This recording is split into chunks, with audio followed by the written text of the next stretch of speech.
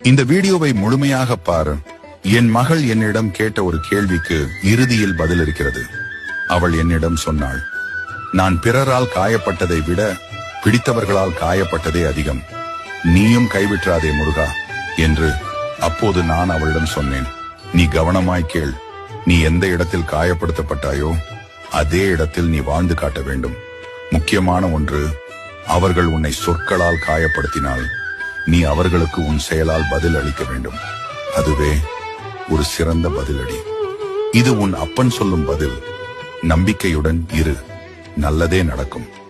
யாமிருக்க பயமேன் என் நிலை வந்தாலும் நான் உன்னை கைவிட மாட்டேன்.